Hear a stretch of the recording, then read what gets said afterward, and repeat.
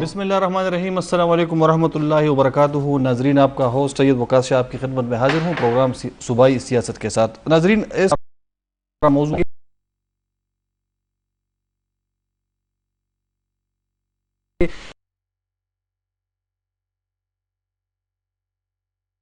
Studio میں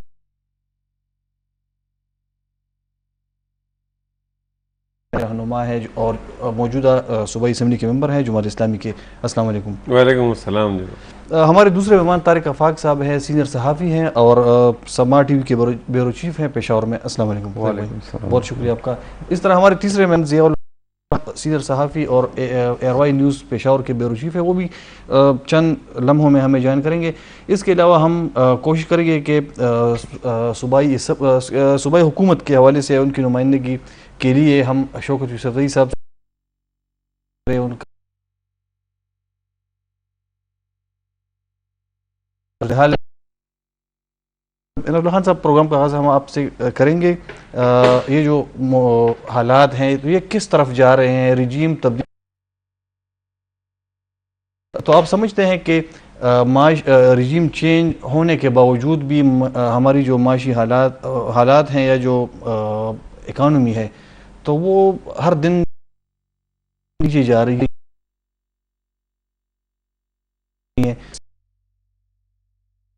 یہ جو اکانومی ہماری؟ بسم اللہ الرحمن الرحیم۔ وقاص خان جا شکریہ۔ زمون پارٹی خو دا مخکې دا موقف ہو اردو میں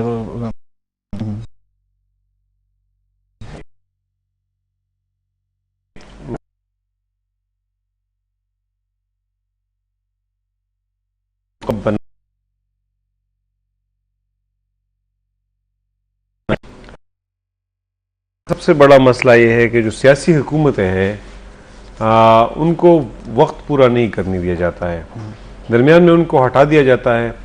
اس کے نتیجے میں ایک پولیٹیکل انسٹیبلٹی کریٹ ہوتی ہے۔ اس پولیٹیکل انسٹیبلٹی کا جو امپیکٹ ہے وہ اکانومی پہ ہو جاتا ہے۔ ایک بات یہ ہے۔ جی، دوسری بات یہ ہے کہ وہ جو بری کارکردگی ہوتی ہے وہ بن جائے، سیاسی شہید بن جاتے ہیں، پولیٹیکل وکٹمز بن جاتے ہیں۔ تو ہماری پارٹی کا ایک موقف تھا، زرداری صاحب جماعت اسلامی کے ہیڈ کوارٹر آئے تو سراج صاحب نے ان کو یہی بات کہی، جماعت اسلامی کی پوری ٹیم نے ان کی یہ بات کہی کہ آپ ان کو سیاسی شہید بنا رہے ہیں۔ جی، اور ٹھیک ہے، پولیٹیکل پروسیس آپ کا حق ہے لیکن یہ نہیں کرنا چاہیے۔ پھر شہباز شریف کے ان کے ساتھ ملاقات ہوئی تو جماعت اسلامی نے ان سے کہا کہ دیکھیے اگر چہرے تبدیل کریں گے جی اور اس کی جگہ آپ آ جائیں گے تو تبدیلی نہیں آئے گی، جب تک آپ کوئی نیا ڈائلاگ نہیں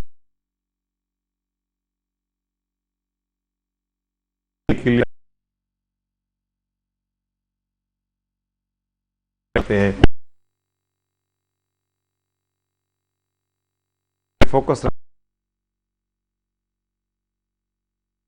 کہ انہوں نے بغیر تیاری کی حکومت لے لیا۔ صحیح، لوگ کہتے ہیں یہ ایکسپیرینسڈ ہے لیکن ان کی ایکسپیرینس جو وہ ایکسپوز ہو گئی اور بغیر تیاری کے، ان کو پتہ تھا جو آپ کہہ رہے ہیں کہ یہ مائنز انہوں نے ہمارے لیے چھوڑے تھے، تو آپ کو نہیں پتہ نہیں تھا کہ یہ مائنز جو ہے یہ جب انہوں نے چھوڑے تھے تو آپ کو پتہ نہیں تھا ان مائنز کا، آپ کو یہ پتہ نہیں تھا کہ آئی ایم ایف کے ساتھ معاہدہ جو ہے وہ تو کلی کتاب تھی جی، کہ آئی ایم ایف کے معاہدے کے اندر کیا شرائط تھی کہ اس میں اپنے سبسڈیز ودرا کرنی تھی، انٹرنیشنل مارکیٹ کے اندر تیل کے پرائسز بڑھے تھے، ان پرائسز کو اسی لیول پہ لے جانا تھا۔ صحیح، تو یہ تو ساری چیزیں آپ کے سامنے تھی، تو اس میں آپ نے حکومت لے کے ملک کے اندر ایک پولیٹیکل انسٹیبلٹی کریٹ کی۔ یہ ایک بنیادی ریزنز یہی ہے۔ جی، اور میں سمجھتا ہوں کہ جب تک اس ملک کے اندر کوئی نیشنل ڈائلاگ نہیں ہوتا ہے اور out of the box solutions نہیں نکالے جاتے ہیں، جب تک ہم پیراسائٹس کی طرح ڈپینڈنٹ ہوتے ہیں انٹرنیشنل فائنینشیل انسٹیٹیوشنز کے اوپر، جب تک ہم جو ہماری ایلیٹس جو ہے سبسڈیز سے اور مراعات سے دستبردار نہیں ہوتی ہیں۔ دیکھیں جو وائس آف امریکہ ہے اس کے اردو ایپ پہ آپ چلے جائے تو آپ کو ایک رپورٹ ملے گی جی، کہ 2017-18 میں کوئی 624 ارب روپے جو ہے وہ سوشل پروٹیکشن کے طور پہ غریبوں کو دیے گئے ہیں، 660 ارب مالداروں کو دیے گئی ہے، صحیح، وہ ان کو ریلیف دیا گیا ہے۔ یہ جو فواد حسن فواد ہے جی، جو پرنسپل سیکرٹری نواز شریف کے رہے، اس کی حوالے سے ٹویٹر پہ یہ خبر چلی تھی کہ وہ کہتے ہیں کہ تیل وغیرہ کی مد میں، ہاؤسز کی مد میں اس وقت 1700 ارب روپے سبسڈی مالداروں کو مل رہی ہے. آپ کا جو ٹیکس کا سسٹم ہے، اس ٹیکس کے سسٹم کے اندر آپ کی انڈائریکٹ ٹیکسز جو ہے وہ 60% سے زیادہ ہے. انڈائریکٹ ٹیکس کس کو ہیٹ کرتا ہے؟ مجھے اور آپ کو ہیٹ کرتا ہے، وہ مالدار آدمی کو ہیٹ نہیں کرتا ہے. تو اس لیے اس دنیا کے اندر ایک بے انصافی میں اضافہ ہوتا جا رہا ہے. آکسفیم کی رپورٹ آ گئی ہے ڈیووس کے اندر کہ اس میں 85% آپ کا مطلب ہے کہ یہ جو حالات ہیں تو یہ بجائے اچھے ہونے کے اور بھی خراب ہوئیں گے. میں سمجھتا ہوں کہ جب تک اس ملک کے اندر آؤٹ آف باکس سولوشنز نہیں نکالے جاتے ہیں، جب تک جو ہمارا ایلیٹ طبقہ ہے، ہمارے پولیٹیشنز ہیں، ہمارے بیوروکریٹس ہیں، ہمارے ججز ہیں، ہمارے ججز ہیں، جب تک وہ اپنے مراعات سے ودرا نہیں ہوتے ہیں، اور جب تک کارٹیلز جو ملک کے اوپر قابض ہے، دیکھیں شوگر مافیا ہے، وہ شوگر کنٹرول کیا ہوا ہے انہوں نے، سیمنٹ مافیا ہے، کنسٹرکشن مافیا ہے، جب تک یہ کارٹیلز جو ہے انہوں نے ملک کو قبضے میں لیا ہوا ہے اس ملک کے اندر، تب تک کوئی چارہ نہیں ہے، اور حالات ورس سے ورس ہو جائیں گے. اور یہ انٹرنیشنل فائنینشل انسٹیٹیوشنز آپ کو اسی طریقے سے رکھیں گے. پاکستان ڈیفالٹ پہ نہیں جائے گا، لیکن پاکستان کے قرضے کا جو debt to G D P ratio ہے وہ already debt to G D P ratio already red line آپ کا کراس کر چکا ہے. تو یہ مزید آپ کو آپ ایسے ہی رکھیں گے. میں ضیاء صاحب آپ کو خوش آمدید کہتا ہوں پروگرام میں. ٹریفک کی وجہ سے آپ آئے، لیکن ابھی پروگرام ہم نے ابھی شروع کیا ہے. طارق صاحب میرا آپ سے بھی یہی کوشچن ہے کہ عنایت صاحب کہہ رہے ہیں کہ حکومت کو پتہ تھا یا ان کی تیاری نہیں تھی، تو پھر یہ حکومت میں آئے کیوں؟ اگر ان کو پتہ تھا کہ ان کے لیے لینڈ مائنز بچائی گئی ہے اقتصادی سطح پر اور آئی ایم ایف کے ساتھ معاہدہ کیا گیا ہے، تو پھر ان لوگوں کو کس نے درخواست لکھی تھی؟ کس نے ان کو ویلکم کیا کہ آپ آ جائیں؟ کس نے، یا وہ کون سے لوگ تھے جو ان کے پیچھے گئے ہیں کہ منتیں کی ہیں کہ آپ آ جائیں؟ یہ تو خود سے آ گئے ہیں یا ان کو لایا گیا ہے؟ تو آپ کا اس پہ کیا موقف ہے کہ کیا یہ لوگ خود آئے ہیں، یہ ہمارے جو اتحادی گورنمنٹ کے لوگ ہیں، یا خان صاحب جو کہہ رہے ہیں کہ نہیں ان کو پیچھے سے پش کیا گیا یا ان کو باقاعدہ سازش کے تحت لایا گیا ہے؟ صاحب، یہ عنایت صاحب نے جو ابھی اپنے گفتگو میں انہوں نے تصویر کا ایک رخ پیش کیا، یقیناً ایک رخ یہی بھی ہے، لیکن دوسرا رخ اگر ہم یہ دیکھیں کہ عمران خان صاحب جب تک تھے 4.25 سال تک، تو وہ ان کا دور حکومت اگر آپ دیکھ لیں تو اس میں معاشی بحران نے سر اٹھا لیا تھا اور ملک میں عدم استحکام کی کیفیت تھی. پھر یہ تھا کہ اداروں کے درمیان ٹکراؤ کو وہ فروغ دینا چاہ رہے تھے، اور ایک ادارے کے اندر جو انہوں نے تقسیم کا عمل شروع کر دیا تھا، اور پھر اس ادارے کے ساتھ ٹکرانے کی جو وہ کوشش کر رہے تھے. اور پھر یہ تھا کہ ان کی نظر میں پھر صرف 2023 نہیں تھا بلکہ 2028 تک وہ اقتدار میں رہنا چاہ رہے تھے، اور اس کے لیے جو بندوبست کرنا چاہ رہے تھے. یہ تمام چیزیں بھی ہماری سیاست کا ایک ایسی حقیقت ہیں کہ جن سے آپ انکار نہیں کر سکتے. اور دوسری بات یہ تھی کہ معیشت، دیکھیں معاشی بحران جب سر اٹھاتے تو وہ مہینوں کی بات یا دنوں کی بات نہیں ہوتی، اس میں آپ کو بھی پتہ ہے، مجھے بھی پتہ ہے کہ وہ سالوں کی جو آپ کی پالیسیاں ہوتی ہیں تو وہ کہیں پہ جا کے جب وہ پہنچ جاتی ہیں معاشی بحران کی صورت میں تو پھر مسائل سر اٹھانا شروع کر دیتے ہیں. تو خان صاحب نے جو معاہدہ کیا تھا آئی ایم ایف کے ساتھ، اور جس سے ابھی وہ مکر بھی رہے ہیں اور وہ کہہ رہے ہیں کہ جی ہمارا کوئی معاہدہ نہیں ہوا تھا، کیا اس میں یہ تمام چیزیں نہیں تھی کہ بجلی مہنگی ہونی ہے اور پیٹرول کی جو پیٹرولیم مصنوعات ہیں ان کی قیمتوں میں اضافہ کرنا ہے، سبسڈی ختم کرنی ہے انہوں نے؟ ٹھیک ہے، یہ تمام چیزیں تو حقیقتیں تھیں. اپنے اقتدار بچانے کے لیے انہوں نے 3 ماہ تک جو 105 ارب روپے ہم سبسڈی دے رہے تھے پیٹرولیم مصنوعات کی مد میں، وہ انہوں نے روکے رکھا. ٹھیک ہے، اب مجھے یہ بتا دیں کہ آپ 315 ارب روپے 3 مہینوں میں مثال کے طور پہ آپ صرف اپنے سیاسی مقاصد کے لیے اور اپنی حکومت کو بچانے کے لیے، اگر آج یہ پی ڈی ایم کی حکومت نہ ہوتی تو آپ کیا نہیں سمجھتے کہ یہ پی ٹی آئی کی حکومت اگر ہوتی تو یہ قیمتوں میں اضافہ وہ نہ کرتی یا بجلی کے نرخ جو وہ نہ بڑھاتی؟ یہ تو ان کی مجبوری تھی. وہ تو اگر حکومت میں آپ نے آنا تھا، میں نے آنا تھا، کسی اور نے آنا تھا، وہی تمام چیزیں کرتی جو ان کے سامنے تھی. صحیح ہے، لیکن اپوزیشن تو چیخ رہی تھی کہ مہنگائی ہے، یہ سب سے مہنگا ترین گورنمنٹ ہے، عوام پہ ظلم ہو رہا ہے، عوام پہ پیٹرول بم یہ پھینک رہے ہیں حکومت. تو جب اپوزیشن خود آئی ہے تو خود بھی وہی کام کر رہی ہے. کچھ چیزیں جو نا وقا صاحب، کچھ چیزیں جو نا ہماری سیاست کہ جی جو ہوتے ہیں نا یہ کوریڈورز وغیرہ, جی تو وہاں پہ کچھ گسے پٹے جو جملے ہوتے ہیں وہ اگر آپ اپوزیشن میں ہو تو آپ میرے خلاف کہیں گے, اگر میں اپوزیشن میں چلے گیا تو میں آپ کے خلاف کہوں گا. یہی لوگ تھے جب یہ اپوزیشن میں تھے تو یہی کہہ رہے تھے کہ جی پیٹرول بم گرا دیا گیا اور بجلی جو کہ گرا دی گئی, یہ تمام چیزیں تھی. آج وہی عمران خان جو نا یہ تمام چیزیں وہی جملے استعمال کر رہے ہیں جو اس سے پہلے اپوزیشن استعمال کر رہی تھی. تو یہ کچھ چیزیں ایسی ہوتی ہیں کہ جو سیاست ہماری سیاست کا حصہ ہوتی ہیں, اور اس کو جو نا آپ زیادہ میرے خیال سے اس کو سنجیدگی سے لینے کی ضرورت اس لیے بھی نہیں ہوتی نا کہ یہاں پہ قوم کی فکر کسی کو نہیں ہوتی. وہ پی ڈی ایم کی جماعتیں ہیں, وہ عمران خان ہے یا دیگر جماعتیں, کسی کو جو نا قوم کی فکر نہیں ہوتی. اگر قوم کی فکر ہوتی تو ابھی جو ایک خاکہ اپنے پیش کر دیا عنایت صاحب نے کہ یہاں پہ مافیاز کا خاتمہ ہو چکا ہوتا, آپ کا ٹیکس سسٹم جو نا یہ بالکل شفاف ہوتا, اور میں اور آپ جو نا ٹیکسوں کی یہ چکی میں نہ پستے ہیں, اور وہ تمام لوگ جو مافیاز ہیں ان کو بڑا ریلیف نہ ملتا. ابھی بھی دیکھیں, میں یہ کہہ رہا ہوں کہ اس وقت بھی جب پی ٹی آئی کی حکومت آئی تھی یہ برسر اقتدار, تو اس وقت بھی جو نا یہ آوازیں اٹھنا شروع ہو گئی تھی, اور اس وقت بھی ہمارا یہی موقف تھا کہ نہیں, اس حکومت کو موقع دینا چاہیے, اس حکومت کو موقع دینا چاہیے تاکہ کم از کم. اور یہ تو پھر یہ بھی تھا کہ ایک مخصوص ادارے کی طرف سے بھی ڈیمانڈ آئی گئی تھی کہ جب 6 مہینے تک آپ نے مثبت رپورٹنگ کرنی ہے, 6 مہینے تک آپ ان کو دے دیں, ٹائم دے دیں, پھر آپ دیکھیں. 4.25 سال تک ان کی کارکردگی آپ کے بھی سامنے, میرے بھی سامنے, ٹھیک ہے. تو یہ کہنا کہ اگر یہ اقتدار میں ہوتے تو یہ معاشی بحران نہ ہوتا, یہ بالکل غلط ہے. ابھی یہ اتحادی جماعتیں اگر آئی ہیں اقتدار میں تو اب میں بھی یہی کہہ رہا ہوں کہ اب ان کو بھی موقع ملنا چاہیے. صحیح, ٹھیک ہے. دیکھیں کسی حکومت کو باہر نکال, اور یہ جو یہ کر سکتی ہے یہ جو اتحادی حکومت, یہ تو ابھی تک یہ تو صوبہ خیبر پختونخوا کا جو گورنر ہے اس کے نام پہ نہیں ہو رہے تھے, ایگری نہیں ہو رہے تھے, ان کے چھوٹے چھوٹے مسائل ان پہ ایگری نہیں ہو رہے تھے. تو یہ جو ملک کو اتنے گمبھیر معاشی حالات سے نکالنے کا اتنا بڑا کام ہے, تو وہ کیسے یہ سر انجام دے سکیں؟ دیکھیں وقاص صاحب, اگر اس میں جو نا اپنے سیاسی مفادات کو یہ پسی پش ڈال کے جی اور قومی مفاد کو یہ مد نظر رکھتے تو میرے خیال سے آج پاکستان کی جو نا یہ حالت نہیں ہوتی. صحیح ہے, ٹھیک ہے. یہ حقیقت ہے کہ ہر سیاسی جماعت کی اپنی بھی جو نا وہ اپنے سیاسی مفادات ہوتے ہیں اور ان کے لیے بھی وہ کوشاں رہتی ہیں. لیکن میں یہ کہنا چاہ رہا ہوں کہ دیکھیں سب سے بڑا جو معیار ہوتا ہے یہاں پہ کسی کی کارکردگی پرکھنے کا یا حکومت دینا یا حکومت سے بے دخل کرنے کو وہ عوام ہونے چاہیے. جی, وہ ہمارے ادارے نہیں ہونے چاہیے. صحیح, نہ وہ سپریم کورٹ ہونی چاہیے, نہ وہ عدلیہ ہونی چاہیے, نہ وہ جو نا ہماری مقتدر قوتیں ہونی چاہیے. اب میرے خیال سے وقت آ گیا کہ یہ اختیار جو نا حقیقی معنوں میں اس قوم کے حوالے کر دیا جائے, لوگوں کو چھوڑ دیا جائے. الیکشن کے تھرو دیکھیں الیکشن کے تھرو, ہاں پہلی بار ایسا ہوا کہ ایک تبدیلی آئی تو وہ تبدیلی جو نا وہ ایک جمہوری آئینی طریقے سے آ گئی تھی.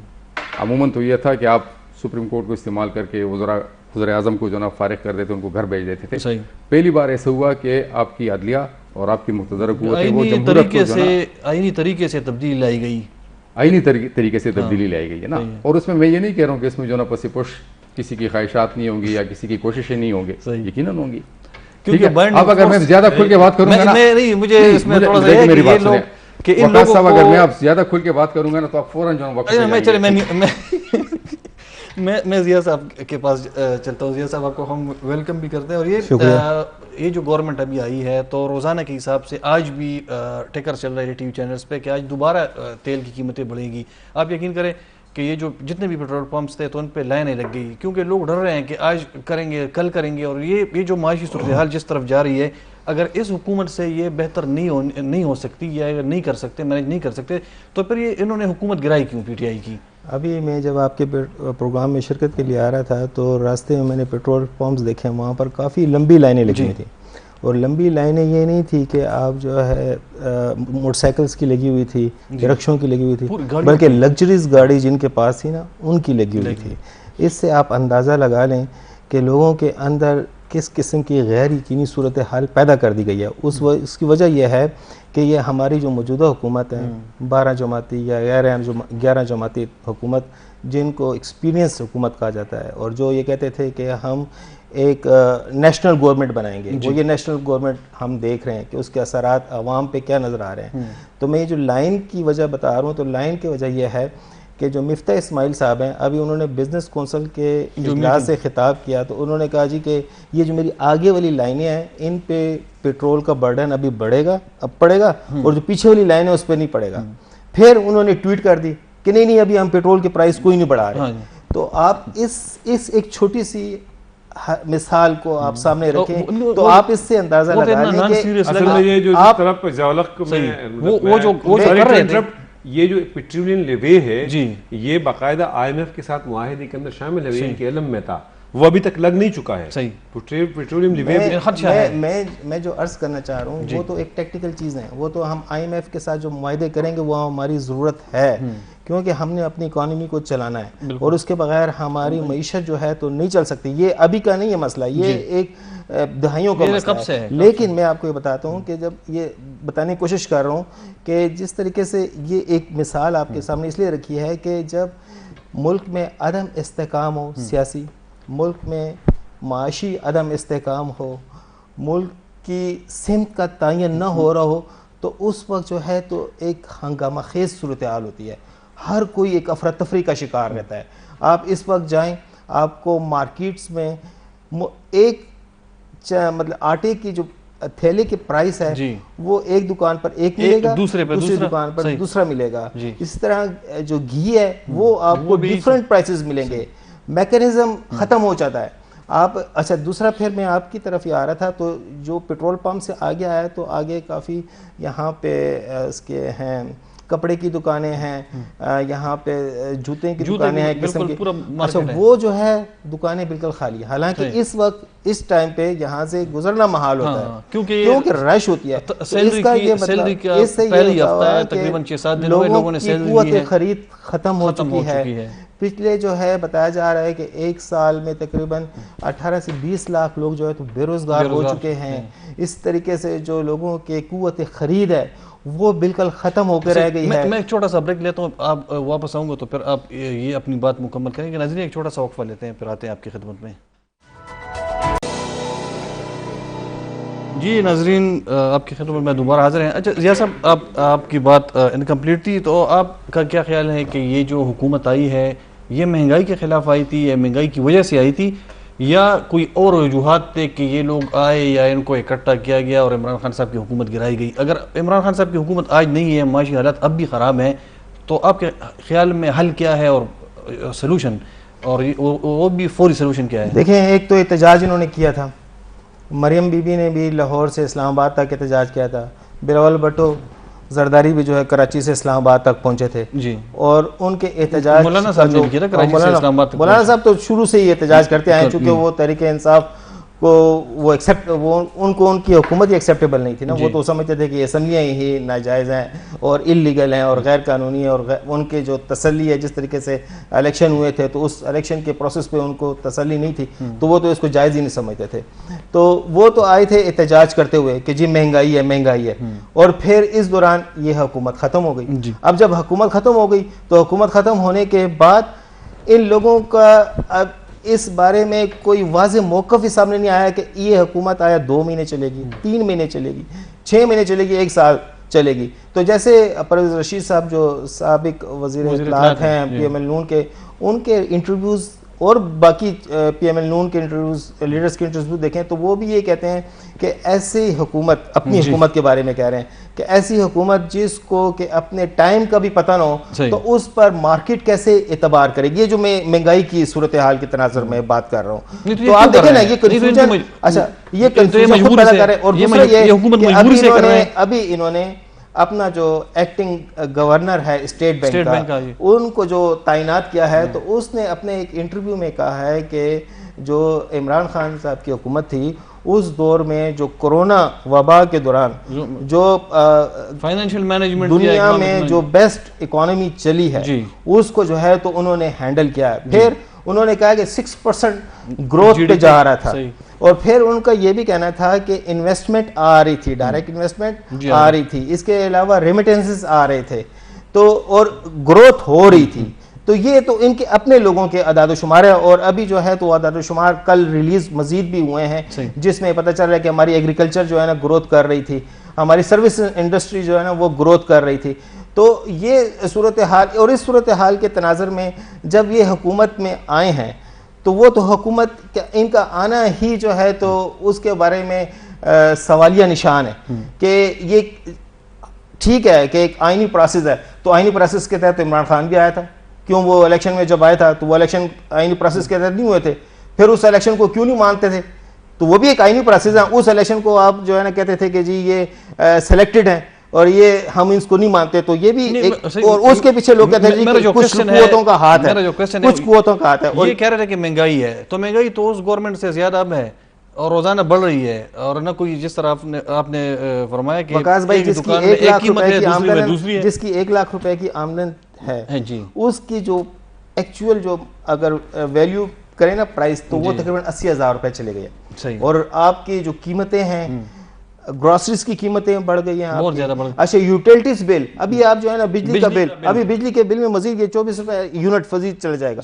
تو اگر یہ جس طریقے سے ہو رہا ہے تو وہ چیزیں تو آپ مہنگی ہوتی جا رہی ہیں, مہنگی ہوتی جا رہی ہیں. غریب کے لیے اس وقت انہوں نے دیکھیں جو متوسط بننا ہے کہ اگر یہ جو تجربہ کار حکومت ہے, تجربہ کار لوگ ہیں 30 سالوں سے, پتہ نہیں کتنے سالوں سے آ رہے ہیں, تو ان کو نہیں پتا تھا. اگر ان کو پتا تھا پھر انہوں نے حکومت قبول کیوں کی؟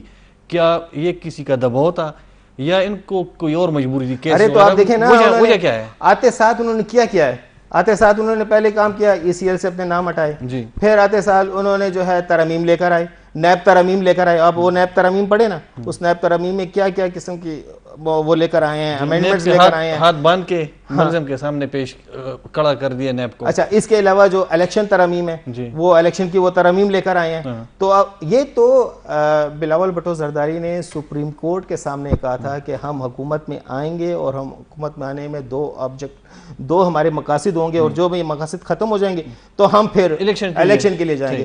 اب یہ کہہ رہے ہیں کہ جی ہم الیکشن اس لیے نہیں جا رہی ہے الیکشن کے لیے کہ اس وقت جو عمران خان کی پاپولیرٹی ہے وہ کافی بڑھ گئی ہے, اور اس پاپولیرٹی کے تناظر میں اگر یہ الیکشن کراتے ہیں تو جنہوں نے جو ان کو یہ تو خود آئے ہیں نا, اور کچھ وہ قوتیں کہ جو کہ ان کی سپورٹ میں ہیں, تو وہ یہ نہیں چاہتی کہ عمران خان اس پاپولیرٹی کے ساتھ یہ آ کے اور یہ الیکشن میں. میں سب سے یہ کوشچن کروں گا, آپ چونکہ گراؤنڈ پہ رہتے ہیں, آپ کا اپنے حلقے اور عوام کے ساتھ کنٹیکٹ ہے ریگولر. ضیاء صاحب کہہ رہے ہیں کہ عمران خان صاحب کی پاپولیرٹی بالکل پیک پہ ہے. خیبر پختونخوا میں انہوں نے جلسے کیے, دیر میں بھی انہوں نے کیا, بشام میں جلسہ کیا, یہ جو بنیر کا تھا یہ تو میں نے خود یہ تینوں جلسے کور میں ضیاء بھائی ہم دونوں نے یہ جو تینوں جلسے تھے ہم نے کور کیے, بہت زیادہ لوگ آئے. تو آپ اس سے اتفاق کرتے ہیں کہ عمران خان صاحب کی مقبولیت کم از کم خیبر پختونخوا کی حد تک تو ہم نے اپنے آنکھوں سے دیکھا ہے, پورے پاکستان میں ان کی مقبولیت پیک پہ ہے, اور ان حالات میں الیکشن میں جاتے ہیں تو کوئی یعنی سنگل میجورٹی پارٹی یا وہ تو 2/3 کی بات کر رہے ہیں, تو کوئی امکانات ہے کہ خان صاحب دوبارہ آ جائیں, یعنی آئیں گورنمنٹ میں؟ غاز بھائی آپ کو پتہ ہے اس ملک کے اندر لوگوں کو کیسے لایا جاتا ہے, آپ کو بالکل پتہ ہے عمران خان کی پاپولیرٹی کتنی ہے, آپ جلسوں پہ اس کو ناپتے ہیں.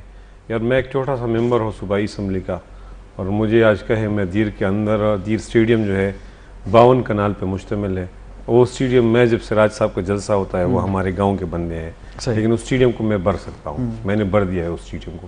ایک جلسہ کرنا کوئی, اور جب اپر دیر کے اندر ان کا جلسہ ہوا ہے نا, وہ ایک ڈگری کالج کے اندر ہوا ہے یار. اچھا, لوور دیر اپر دیر کا جوائنٹ جلسہ تھا, ڈگری کالج کے اندر ہوا ہے. پی ٹی آئی کا طریقہ یہ ہے کہ وہ آپٹکس پہ بہت زیادہ وہ کرتے ہیں, وہ جلسے کے جو مطلب تصویر ہے, ڈرون ہے, سیٹنگ ہے, اوپر سے ہے, پھر اس جلسے کے اندر پوری اس علاقے کی ریجن سے لوگ لے آتے ہیں. دیکھیں میں اس پہ آ رہا ہوں, جس بے دردی سے انہوں نے سرکاری وسائل کا استعمال کیا ہے, جس طریقے سے سول ایڈمنسٹریشن کو انہوں نے استعمال کیا ہے. آپ آئندہ الیکشن کے اندر ان کے ساتھ 2018 میں فوجیوں کی چھتری تھی جی, اور اس الیکشن کے اندر ان کے پاس ڈپٹی کمشنر اور اے سیز کی چھتری تھی. یہ دونوں چھتریز آپ ان سے نکالے اور پھر ان کو میدان میں اتار دیں کہ کیا پوزیشن ہوتی ہے, آپ دیکھیں گے. یہ دونوں چھتریاں دیکھیں, میں یہ بات دور نہیں ہے, یہ بات دور نہیں ہے, البتہ میں یہ بات مانتا ہوں. پی ٹی آئی کے جلسوں میں جو لوگ آئے, آپ سمجھ رہے ہیں ان کو ٹرانسپورٹ دی گئی تھی. دیکھیں میں ایک پولیٹیکل ورکر ہوں, صحیح, میں ایک پولیٹیکل ورکر ہوں, میں ایک بات مانتا ہوں کہ پی ٹی آئی اس صوبے کے اندر ایک بڑی پولیٹیکل فورس ہے. صحیح, پی ٹی آئی اس صوبے کے اندر ٹاپ 3-4 فورسز, یعنی ٹاپ 1 فورس ہے, لیکن سنگل ہینڈلی ان کی حکومت بغیر چھتری کی, بغیر کسی کے ہاتھ کے, بغیر کسی کے سپورٹ کے یہ نہیں آ سکتے. یہ 2018 نہیں ہے جی, یہ 2023 ہوگی. ٹھیک ہے, اور میں سمجھتا ہوں کہ جو بلدیاتی الیکشن ہے تو بلدیاتی الیکشن کو آپ پیمانہ نہیں بتا سکتے ہیں. بلدیاتی الیکشن ہمیشہ سے حکومتیں مینج کرتی ہے.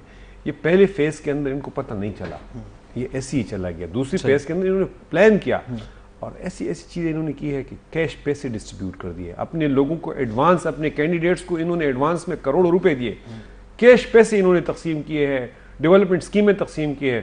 میں سمجھتا ہوں کہ جو آئندہ الیکشن ہے, آئندہ الیکشن کے اندر کوئی بھی پارٹی جو ہے وہ کلیئر کٹ میجورٹی حاصل نہیں کر سکے گی. آپ دیکھیں گے ایک مرتبہ پھر ہر جگہ پہ سپلٹ وہ آئے گا, اور اس لیے میں سمجھتا ہوں کہ جب تک اس ملک کے اندر, اس ملک کے مستقبل کے حوالے سے سٹیک ہولڈرز مل کے کوئی فیصلہ نہیں کرتے ہیں تو آئندہ حکومت بھی یقینی کا شکار ہوگی. سٹیک ہولڈر نکال لیتے ہیں, وہ نیوٹرل ہو چکے ہیں, ان کو ہم نہیں, وہ سٹیک ہولڈرز میں نہیں, اچھا پولیٹیکل لوگ بھی سٹیک ہولڈرز ہیں, جوڈیشری بھی سٹیک ہولڈرز ہیں, بیوروکریسی بھی سٹیک ہولڈرز ہیں, فوج بھی سٹیک ہولڈرز ہیں. اب دیکھیں ایک ملک کو آپ نے ایک لیول پہ پہنچا دیا ہے, صحیح ہے, اور اب آپ کہتے ہیں کہ بھئی میرا اس میں کوئی وہ نہیں ہے. نہیں, آپ کی بات صحیح, یہ تو حالات اب یہ ملک ایک نارمل سچویشن سے, یہ ملک اب ایک اب نارمل سچویشن سے گزر رہا ہے, اب نارمل سچویشن. صحیح ہے, بالکل آپ کی بات صحیح ہے, لیکن صرف ایک اور پہلو بھی ہے کہ جو دوسری سیاسی جماعتیں ہیں تو وہ جس طرح خان صاحب کے جلسے ہو رہے ہیں یا پاکستان تحریک انصاف کے جلسے ہو رہے ہیں,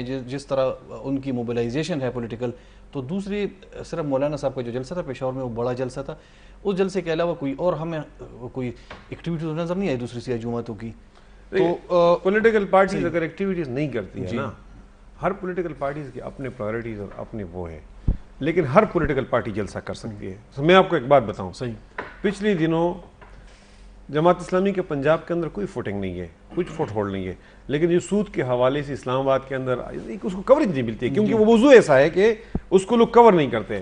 سود کے حوالے سے جو پچھلے دنوں اسی جلسوں کے دوران جلسہ ہوا ہے, آپ نے اس کی تصویر دیکھی ہے, بہت بڑا جلسہ تھا, صحیح, بہت بڑا جلسہ. حالانکہ پنجاب کے اندر جماعت اسلامی کے وہ نہیں ہے, یہ پوری پنجاب سے لوگ بھی نہیں آئے تھے, یہ صرف پنڈی ڈویژن اور اسلام آباد اور سراؤنڈنگ کے لوگ. یہ طارق صاحب میں اسی حوالے سے اس میں تھوڑا سا ایڈیشن بھی کروں, یا نیریٹو ہے یا بیانی ہے عمران خان صاحب کا امریکہ مخالف یا سازش کا اور مداخلت کا, تو آپ کے خیال میں یہ جو ان کا بیانیہ ہے خیبر پختونخوا کی حد تک بکے گا؟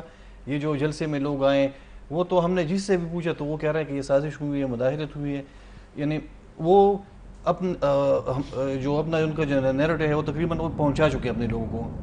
تو اس نیریٹو کے مقابلے میں اپوزیشن جماعتوں کے پاس کون سا بیانیہ ہے؟ دیکھیں وقار صاحب, ایک تو یہ کہ اس سے قطع نظر کہ امریکی سازش ہوئی تھی یا نہیں ہوئی تھی, جی, اور یہ ان کا جو بیانیہ ہے یہ حقائق پہ مبنی ہے یا جو نا وہ ایک فرضی اس پہ ہے, مفروضے پہ مبنی ہے, اس کو اگر چھوڑ دیں. لیکن یہ حقیقت تو آپ تسلیم کریں گے کہ انہوں نے جو نا اپنے اس بیانیے کو بڑے مؤثر طریقے سے جو نا لوگوں تک پہنچایا, اپنے ورکرز تک پہنچائے ہوئے ہیں. ہاں, کچھ اس دن جو نا میں نے ایک پروگرام میں بھی بات کی تھی اپنا, ہمارے ایک تھا کہ ایک خان صاحب کا جو نا کمال یہ کہ انہوں نے جو نا اپنے ورکرز کو وہ الگ وہ قسم کے وہ نہیں ہوتے طوطے, جی, ٹھیک ہے نا, کہ جن کو آپ جو بات کہیں آپ بس وہ جو نا دہرانا, اس پہ سوچتے نہیں ہیں جی کہ یہ میں کیا کہہ رہا ہوں اور جو کچھ کہہ رہا ہوں اس کے پیچھے کچھ ہے کہ نہیں ہے, لیکن وہ آپ کو جو نا وہ فر آپ کو وہی باتیں سنائیں گے جو خان صاحب کرتے رہتے ہیں. یہ ان کا, اور اس میں جو نا سب سے زیادہ ان کا جو ٹول ہے وہ ہے اس کا سوشل میڈیا. میرے خیال سے آج پاکستان کی تمام سیاسی جماعتیں دیکھیں تو جتنا بہترین اس وقت جو نا ان کی سوشل میڈیا مینجمنٹ ہے جی پی ٹی آئی کی, اتنی بہترین اور اتنی مؤثر سوشل میڈیا مینجمنٹ میں نے کسی اور جماعت کی نہیں دیکھی. ٹھیک ہے, کسی زمانے میں ہم کہا کرتے تھے کہ جی ایس پی آر کی بڑی اچھی میڈیا مینجمنٹ ہوتی ہے, جماعت اسلامی کی بڑی اچھی میڈیا مینجمنٹ ہوتی ہے, ٹھیک ہے نا. نہیں, ففتھ جنریشن وار پہ ہم نہیں جاتے, میں یہی کہنا چاہ رہا ہوں. لیکن آج سے اگر ہم دیکھیں تو میڈیا سے زیادہ جو نا سوشل میڈیا پہ انہوں نے فوکس کیا ہوا ہے, اور بڑا زبردست طریقے سے انہوں نے وہ اپنا پیغام پہنچا رہے ہیں. جہاں تک آپ نے بات کی اور جس کی تھوڑی سی وضاحت جو نا اس نے بھی کی, عنایت صاحب نے بھی کی, ہاں میں یہاں پہ کہ اس میں کوئی شک نہیں ہے کہ یہاں پہ خیبر پختونخوا میں اگر آپ ہزارہ سے لے کے ڈھیرہ تک چلے جائیں تو آپ کو ایک مؤثر سیاسی قوت ملے گی, اور وہ پی ٹی آئی ہے.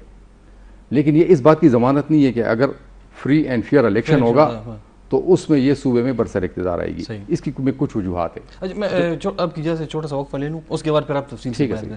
ناظرین ایک چھوٹا سا بریک لیتے ہیں.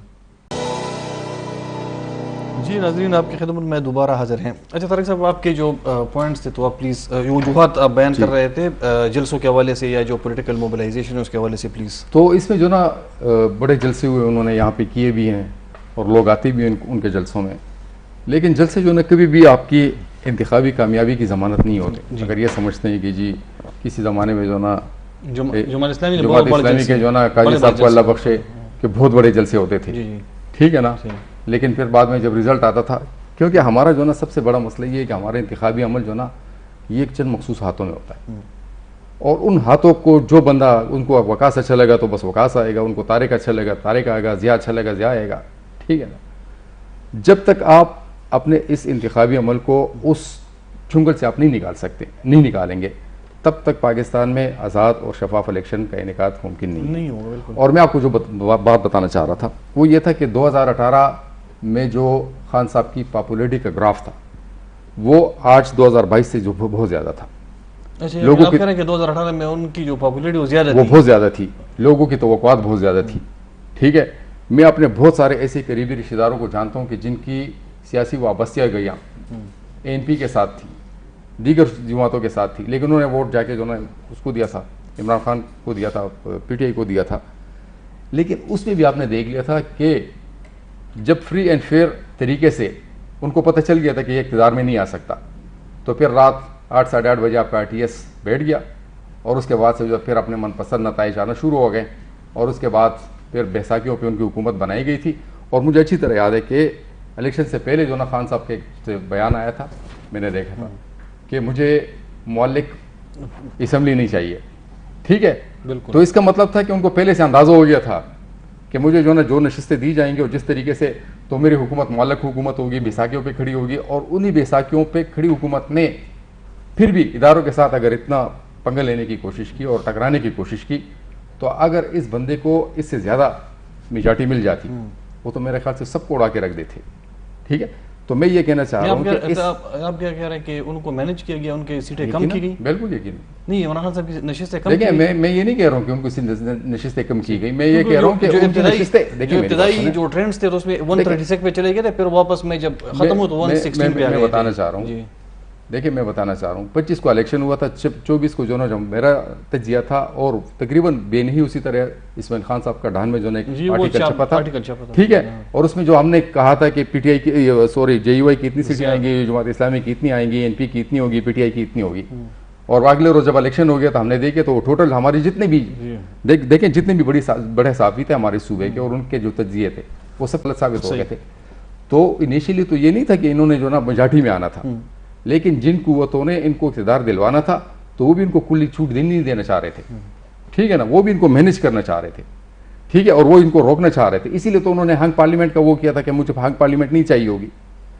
تو میں یہ کہنا چاہ رہا ہوں کہ اگر اب 2023 میں فری اینڈ فیئر الیکشن ہوتا ہے, 2022 میں نہیں ہوں گے آپ کے خیال میں؟ 23 میں میرا نہیں خیال کہ 2022 میں ہوں گے. دیکھیں ایک تو بڑی وجہ اس کی کیا ہو سکتی ہے کہ جب اتحادی جماعتوں نے اتنا یعنی ان پاپولر ڈیسیجن انہوں نے لینے شروع کر دیے, تو وہ کیا سیاسی خودکشی کی طرف جائیں گے کہ بجٹ دے کے اور اس کے بعد جو اسمبلی فارغ کر کے وہ چلے جائیں گے؟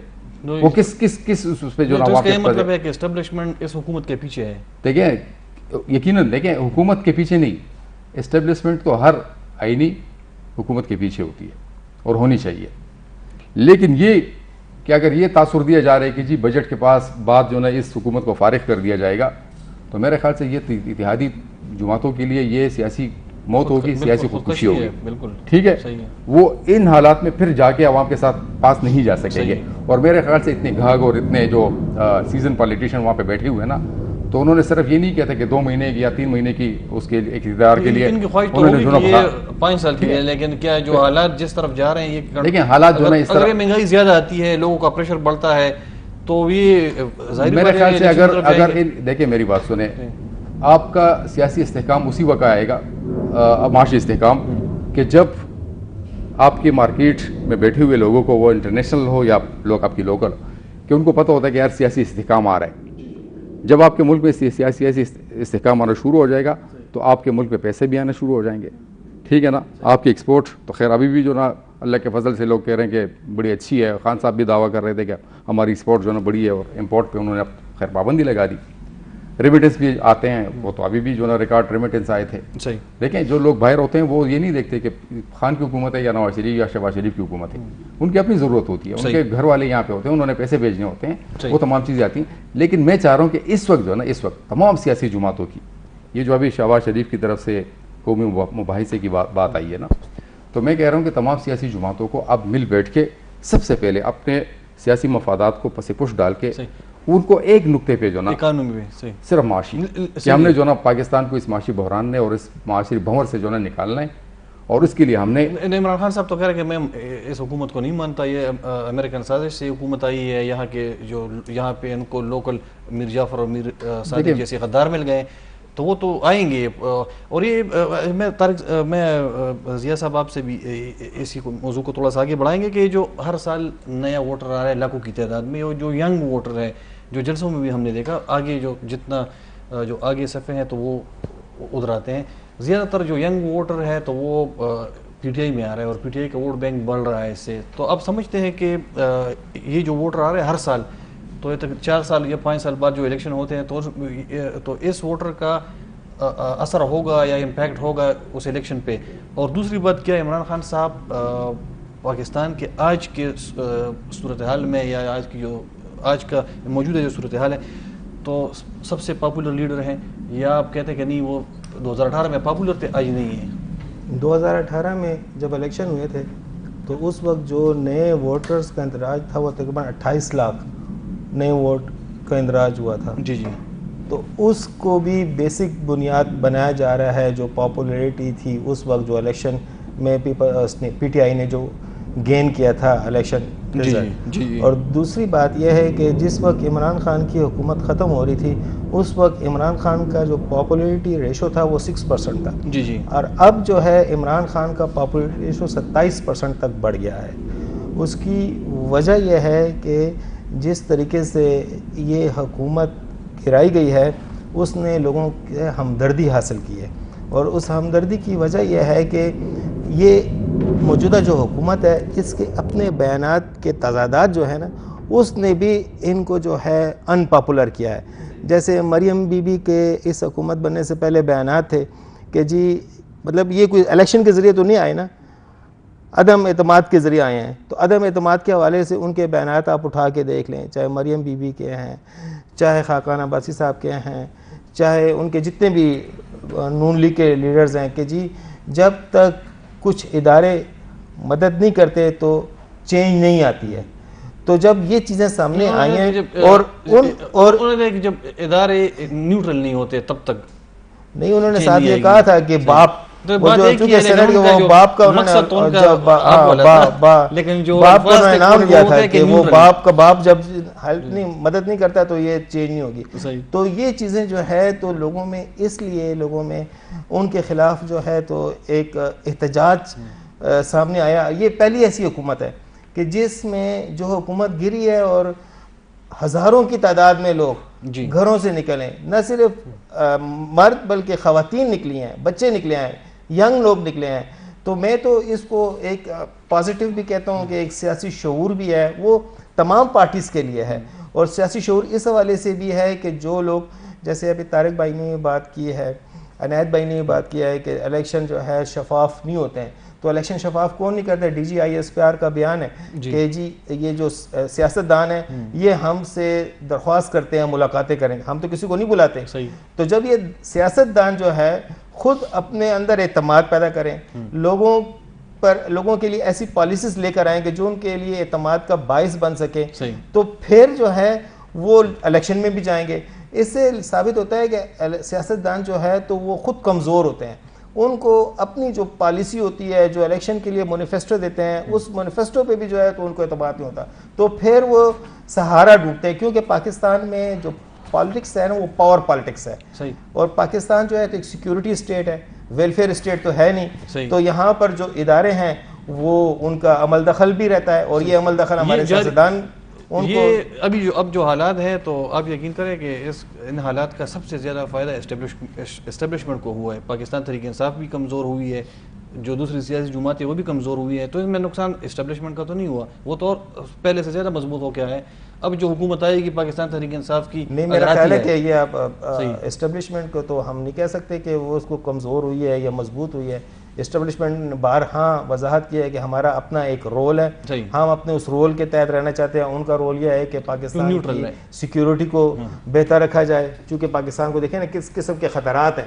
افغانستان گو کہ طالبان کی حکومت آئی ہے لیکن پھر بھی پاکستان کی سرحدات پہ کتنے مشکلات پیدا ہو گئے. مشکلات. اچھا میں ایک چھوٹا سا بریک لیتا ہوں, بریک کے بعد آئیں گے تو صوبائی ہم سردار حسین بابک صاحب سے بھی بات کریں گے, صوبائی حکومت کی کارکردگی کے حوالے سے بھی ہم بات کریں گے کہ عمران خان صاحب کا بیانیہ تو ایک جانب, لیکن دوسری جانب صوبائی حکومت کی کارکردگی کیا ہے. ناظرین ایک چھوٹا سا بریک اور اس کے بعد پھر آپ کی خدمت میں آتے ہیں. جی ناظرین, آپ کی خدمت میں دوبارہ حاضر ہیں, اور اس سیگمنٹ میں ہم کوشش کریں گے کہ لوڈ شیڈنگ پہ بھی ہم بات کریں. خیبر پختونخوا میں بدترین لوڈ شیڈنگ کا سلسلہ جاری ہے. دن کے حساب سے 12 سے 14 گھنٹے لوڈ شیڈنگ کی جا رہی ہے پشاور جیسے پوش علاقے میں. تو ہم کوشش کریں گے کہ سردار حسین بابک صاحب سے بھی اس پہ بات کریں.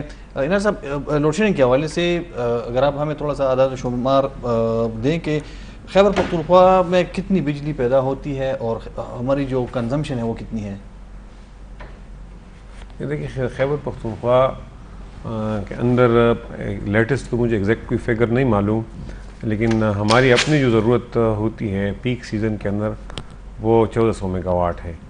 اور 1400 میگا واٹ جو ہے جو مطلب پالیسی ہے وہ یہ ہے کہ ہماری اس صوبے کی ضرورتیں پوری ہو, اور یہ اوورآل ہمارا شیئر بھی بنتا ہے. یعنی پورے نیشنل کے NFC جو کے اندر جو ہمارا شیئر ہے اس حساب سے دیکھا جائے, ہمارے بجلی کنزمپشن حساب سے دیکھا جائے تو یہ ہمارا شیئر بنتا ہے 1400 میگا واٹ. تو اگر ہمیں پوری بجلی دی جائے گی تو ہمارے یہاں لوڈ شیڈنگ نہیں ہوگی. ٹھیک ہے, نمبر ایک بات یہ ہے. دوسری بات یہ ہے کہ جو خیبر پختونخوا کے حوالے سے جب آپ ان سے کہتے ہیں تو دو چیزیں وہ کہتے ہیں کہ یہاں سسٹم جو ہے وہ ملاکنڈ ڈویژن اور ہزارہ ڈویژن کے حوالے سے جب ان سے بات کرتے ہیں کہ وہاں تو آپ کے بلوں کی ریکوری 100% ہے, تو وہاں کیوں لوڈ شیڈنگ ہے؟ کیونکہ ان کی پالیسی یہ ہے کہ جہاں ریکوری 100% ہو وہاں زیرو لوڈ شیڈنگ ہوگی. تو اس میں گزشتہ 20 سال سے یہ جواب سن رہا ہوں, میں پولیٹکس کے اندر ہوں, کہ وہاں سسٹم کے کنسٹرینٹ سے سسٹم ویک ہے. تو یہ سسٹم کون اپ گریڈ کرے گا؟ یہ کوئی آسمان سے آئے گا یا آپ فیڈرل گورنمنٹ اپ گریڈ کرے گی؟ تو ابھی تک 20 سال تک آپ نے سسٹم اپ گریڈ نہیں کیا. یہاں جو باقی ریجنز کے بارے میں بات کرتے ہیں تو اس میں پاکٹس ایسے ہیں کہ ان پاکٹس کے اندر لوگ بل نہیں دیتے ہیں, لیکن وہ بھی پاکٹس ہیں, وہ پورا صوبہ نہیں. یہ حیات آباد میں تو 100% ریکوری ہے. یہ سردار حسین بابک صاحب سے ہمارا رابطہ ہو چکا ہے. تو سردار حسین بابک صاحب السلام علیکم. وعلیکم السلام. اچھا بابک صاحب, یہ لوڈ شیڈنگ کے حوالے سے آپ نے ایک قرارداد بھی جمع کی ہے صوبائی اسمبلی میں, اور آپ کیا سمجھتے ہیں کہ خیبر پختونخوا کے ساتھ یعنی سوتیلا سلوک کیا جا رہا ہے لوڈ شیڈنگ کے حوالے سے, اور یہ جو لوڈ شیڈنگ ہے خیبر پختونخوا میں اس کی وجوہات کیا ہیں؟ کیونکہ یہاں پہ جو پاکستان تحریک انصاف کی صوبائی حکومت ہے ان کا یہ موقف ہے کہ چونکہ مرکز میں نون لیگ کی حکومت آئی ہے تو وہ قصداً صوبہ کے ساتھ زیادتی کر رہی ہے. تو آپ کا اس پہ کیا موقف ہے؟ دیکھیں, ایک تو یہ تو میرے خیال میں پختونخوا میں آٹے کا بحران اور بجلی کا لوڈ شیڈنگ تو جب سے ہم پیدا ہوئے ہیں تو یہ بحران چلے آ رہے ہیں. نہیں PTI کی حکومت کو ہم بلیم کر سکتے ہیں, نہ مسلم لیگ کی یہاں صوبے میں, لیکن ہم سب اپنی آپ کو ہمیں بلیم کرنا چاہیے, کیونکہ تقریباً 7,000 میگا واٹ بجلی ہم پانی سے سستی ترین بجلی جو ہماری صوبے میں پیدا ہو رہی ہے, 1 روپیہ 15 پیسے پر یونٹ یہ جو پروڈکٹ کاسٹ ہے نا اس پہ بنتی ہے. اب یہ 25,000 سے لے کے 30,000 میگا واٹ بجلی کی گنجائش یہاں پہ موجود ہے. بار بار ہم مرکزی حکومت کو مطالبہ کرتے ہیں کہ بھائی آپ اگر تیل سے کول سے بار بار نئے منصوبے شروع کر رہے ہیں, ان کی واجبات اپنی یعنی ان کی قرضیات آپ ادا نہیں کر سکتے ہیں, کیونکہ پانی سے 1 روپیہ میں بجلی پیدا ہو سکتی ہے, اور یہ جو کول اور تیل سے بناتے ہیں تو پتہ نہیں کہ 27 روپیہ سے لے کے 36 روپیہ تک پر یونٹ جو ہے یہ لوگ بجلی بنا رہے ہیں. تو یہ تو یعنی سارے ملک کے لیے سوچنے والی بات ہے. پختونخوا پاکستان کا ایک بہت بڑا صوبہ ہے. وجوہات تو صرف یہی ہیں کہ دیکھیں, ہماری اگر 3,000 میگا واٹ بجلی اگر ہماری ضرورت ہے, جب وہ ہمیں دیتے ہیں تو 60 سالہ اور 55 سالہ یہاں پہ ٹرانسمیشن لائنز ہیں وہ بوسیدہ ہو چکے ہیں. گرمیوں میں یہ جو لائن لاسز ہیں اس میں اور اضافہ ہو جاتا ہے. تو بار بار ہم یہ بھی مطالبہ کرتے ہیں کہ بھائی آپ لوگ ہمیں خالص منافع یعنی خالص آمدن نہیں دے رہے ہیں. آئینی طور پہ بجلی کا جو پہلا استعمال ہے وہ ہمیں نہیں دے رہے ہیں. لوڈ شیڈنگ کو آپ دیکھیں, بجلی کی قیمت کو آپ دیکھیں, کم وولٹیج کو آپ دیکھیں، یہاں پہ کون پختونخوا میں کارخانہ لگائے گا؟ کون کیوں لگائے گا؟ 12 گھنٹے 14 گھنٹے بجلی لوڈ شیڈنگ ہے، کم وولٹیج ہے، بجلی کے نرخ کو آپ دیکھیں تو یہ تو دیکھیں سوچنے والی بات ہے۔ پاکستان کی تاریخ میں ہر مرکزی حکومت 2008 اور 2013 میں 18ویں ترمیم آنے کے بعد ہم یہ سمجھتے ہیں کہ وہ جس طرح کہتے ہیں کہ ظلم کے اوپر ظلم ہو رہا ہے، یعنی آئینی ترمیم جو ہوا ہے اسی ترمیم میں وہ پاکستان کی مضبوطی کا ضامن ہے، یعنی صوبوں کو انتظامی، سیاسی اور اختیار دیے گئے اور مالی جو شیئر ہے آئینی فارمولی کے تحت اس کا تعین ہوا۔ میں تو آپ کے پروگرام کی وساطت سے صوبہ پختونخوا کے تمام سیاسی جماعتوں کو، یعنی پی ٹی آئی کو، مسلم لیگ کو، پیپلز پارٹی کو، جمعیت علماء اسلام کو، جماعت اسلامی پاکستان کو، قومی وطن پارٹی کو، تمام پارٹیوں کو درخواست کروں گا کہ ہم سب کو پختونخوا کے آئینی حقوق کے لیے یک آواز ہونا چاہیے۔ ہم تمام سیاسی جماعتوں کو عوامی نیشنل پارٹی کی طرح صوبائی حقوق کو اپنی منشور کا حصہ بنانا چاہیے، کیونکہ پختونخوا پاکستان کا مالدار ترین صوبہ ہے۔ اچھا، ہمیں آئینی حقوق نہیں دے رہے ہیں، بین الاقوامی تجارت کے راستے ہماری اوپر بند ہیں، ساری عمر یہاں پہ خودکش دھماکے ہوں گے، ٹارگٹ کلنگ ہوگی بدقسمتی سے۔ تو بابک صاحب صحیح، آپ کی بات صحیح ہے۔ اب تو آپ کی حکومت ہے مرکز میں، آپ اتحادی ہیں، تو آپ کو کوئی امید ہے کہ یہ حالات ٹھیک ہو جائیں گے؟